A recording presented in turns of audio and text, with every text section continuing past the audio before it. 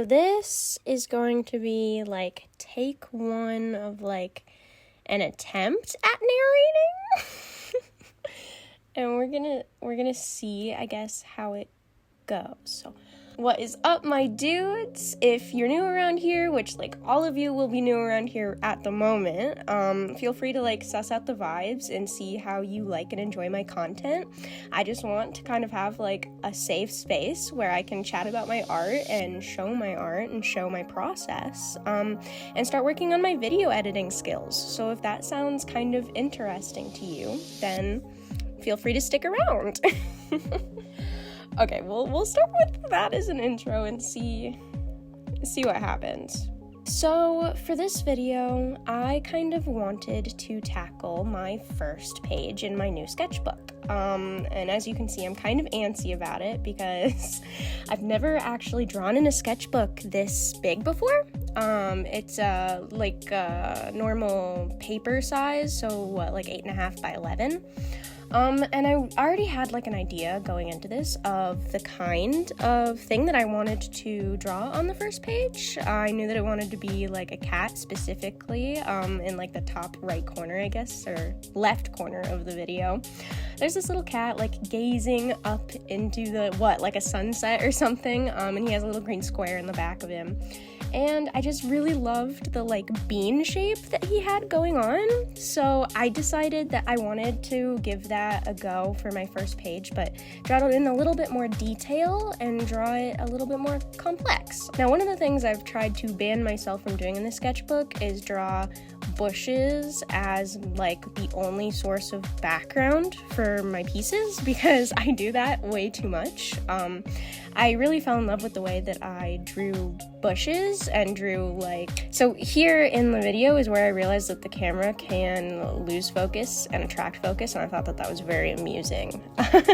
Anyways, it's just like round bushes in the background of my paintings, and for a lot of them it's worked out really well, but I want to, continue to grow and expand that a little bit. And so I would really like it if I got away from drawing only bushes in the backgrounds of my images and drew more foliage and more greenery in the background, because like flowers or something that have always been super daunting to me. So, just like this sketchbook, I guess.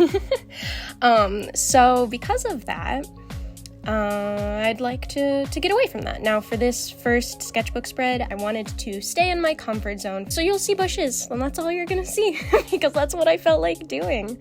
But that's okay, because I want to make it a goal of mine. So I'm figuring out how to shoot these videos, because it's actually a lot more uncomfortable than I expected it to be, to kind of have to stand over the drawing and stay out of the way of my light and my camera, because right now the setup is like a giant stick, and then there's I don't know, a ring light, and it's an awesome ring light because it can adjust temperatures and stuff. So let's say that the lighting is really warm out, I can actually adjust the ring light to be slightly cool, which is really cool because I might be able to counteract some of that warmth and get a more neutral lighting. But here for this particular sketch you're seeing, I wanted to show my sketch process, but this isn't the cat that you're gonna see at the end of the video, actually. Because I ended up just not liking it too much, and I thought the tail was a little too long, even though looking back at it right now while I'm editing this, I'm thinking maybe that tail was actually kind of cute, but it doesn't matter because I totally messed it up.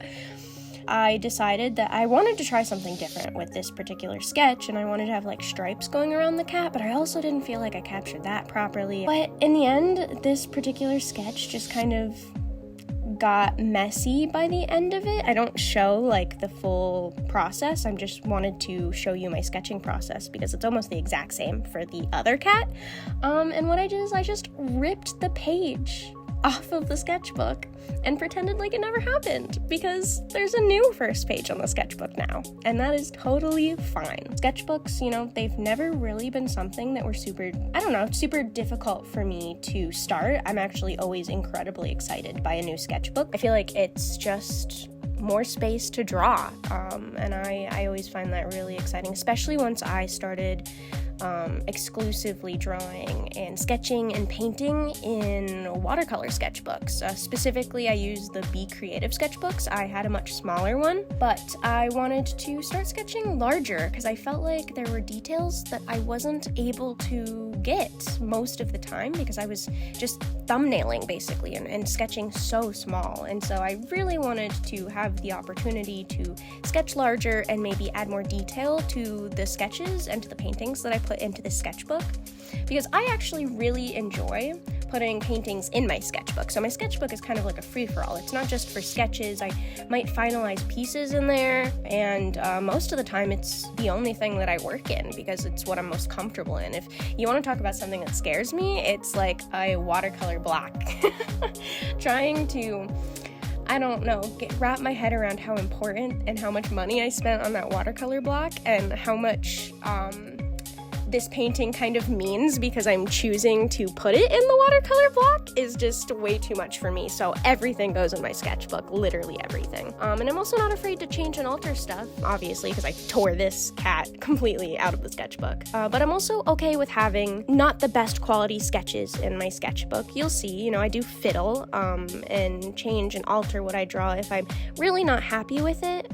But for the most part, I tend to be really happy with my sketches, and I tried to kind of cram a whole bunch of stuff on the page, which, again, will be something that I show probably in future videos, if I have future videos, assuming that this, goes okay. So I'm still just sketching, and this is about the part where it's going to cut to the actual painting that you're going to see, which I lost a little bit of the footage for the beginning sketch, which is why I'm showing you this one now, because I still wanted to incorporate my sketch process. But for some of my paintings and some of my sketchbook spreads, I would love to be able to see how my process grows and develops.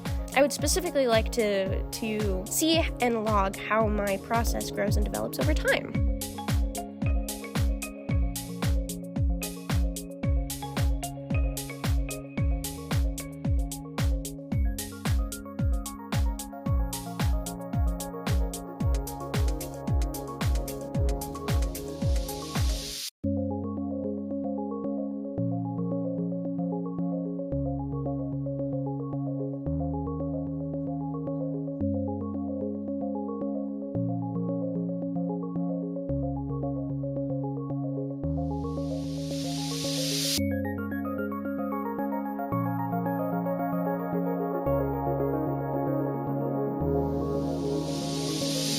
For this particular painting, I was focusing on kind of grungy colors, so sepia and like very olivey, warm-toned greens. Kind of wanted the colors to be a little grungy, a little warm, colors that I'm very familiar with, and I really tend to just gravitate towards and love using. I'm a very earthy toned person.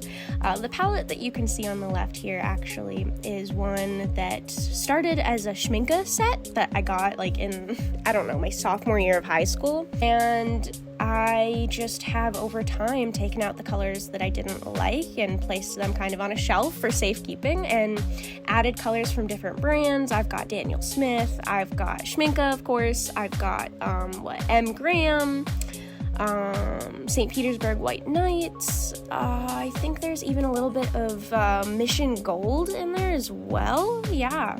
It took a really long time for me to develop a palette that I really liked, and even now, I feel like there are colors in there that I can't seem to let go of, but I don't really use. Like, a lot of those pinks that are on the right of my palette and those like brighter reds, I don't touch them, but a couple of those are the quinacridone M. Graham colors, and I can't let them go. I love them. They're so beautiful, but I never use them, like, ever. So, I don't know. Those would probably be the first ones that I end up ditching if I ever need more space in my palette. I'd love to get more cool greens in my palette specifically. Like Daniel Smith, Green Earth is one I've had my eye on for, like, a long time.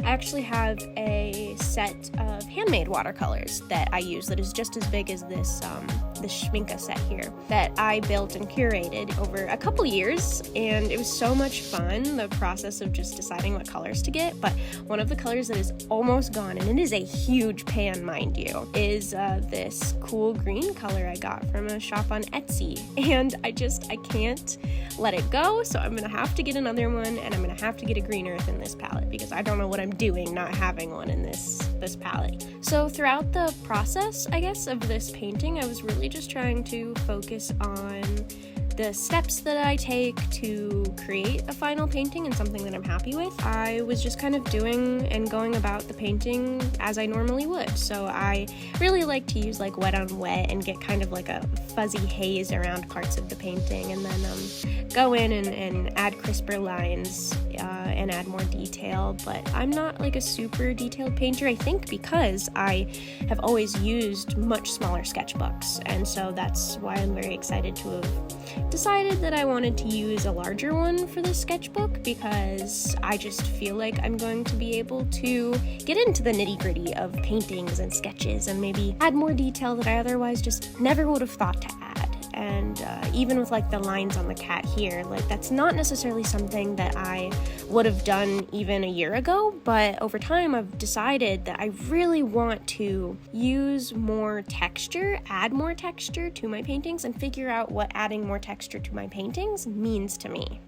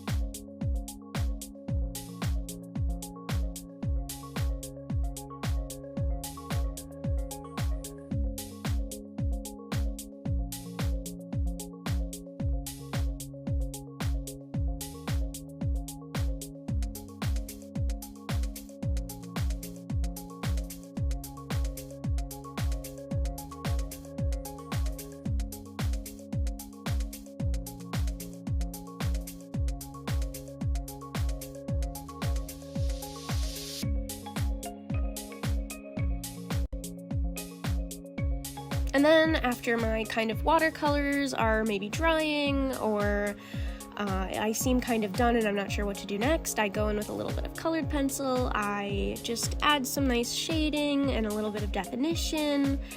You'll see me come back into these sort of fur lines and texture that I'm adding to the cat with the colored pencil at the end. But for the most part, it's purely watercolor for me, and then I go in with colored pencil over top, and then this ballpoint pen, as you'll see as I outline the piece, was a little bit shoddy and was a little bit like blabbing all over the place, which made me so upset. And so you'll see me go in at the end with a ballpoint pen and outline the whole thing. And those are my main materials: watercolors, colored pencil, and a ballpoint pen. I do have some Copic markers, and sometimes I'll go in and add more detail with Copic markers or make places deeper and darker if I need to. But honestly, for this piece, I was really happy with the values that I got. It didn't really need to be high contrast, in my opinion. I felt like adding seeing the ballpoint pen come in at the end, and specifically like you'll see with this bush that's in the background, it just makes my heart so happy to finish off those crisp lines.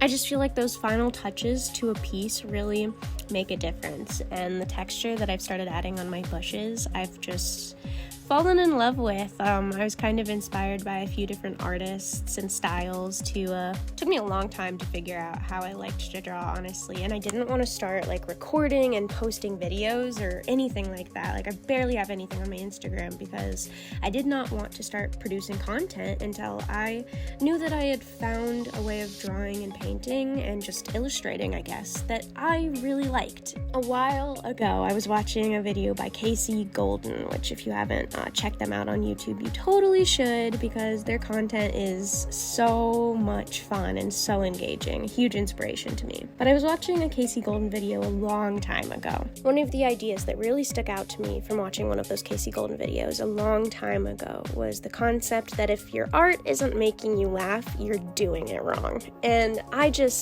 never totally understood what they were talking about, and then one day I drew something really, really goofy. I can't totally remember what it is. Maybe it was one of my frogs. I'm sure it'll come up in a future video. I want to do a sketchbook tour of my last sketchbook because I completed an entire sketchbook of work that I'm super proud of, filled with sketches and paintings that I just feel like are really representative of the kind of art that I want to make. And because of that, that kind of spurred me to start recording this video, which is the first video that I've recorded and voiced over, but it won't be probably the first video that I post. I think I would prefer to introduce people to my stuff through a sketchbook tour, because I feel like it would help people get a sense of my art and a sense of my personality and decide if my content is something that they want to be a part of.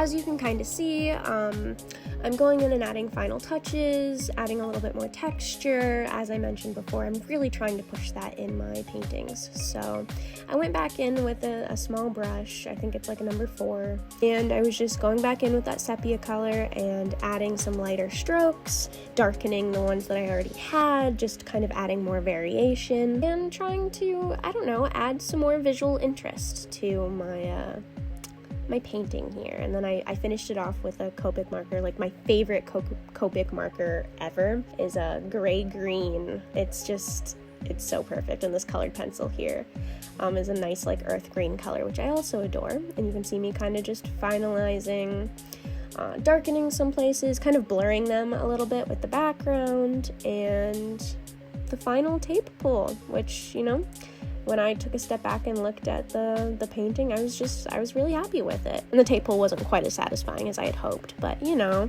there's a first time for everything, and that was my first time tape pulling and videoing it, so don't judge me too hard. And then here are just some final shots of my painting, I guess. A little bit of a closer look.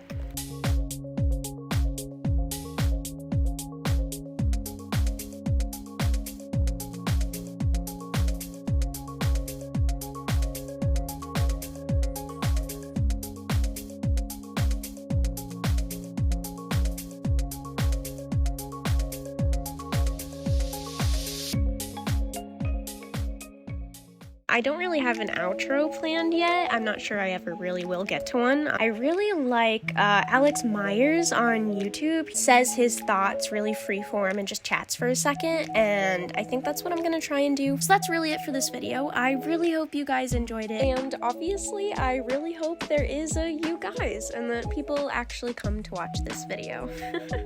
Bye!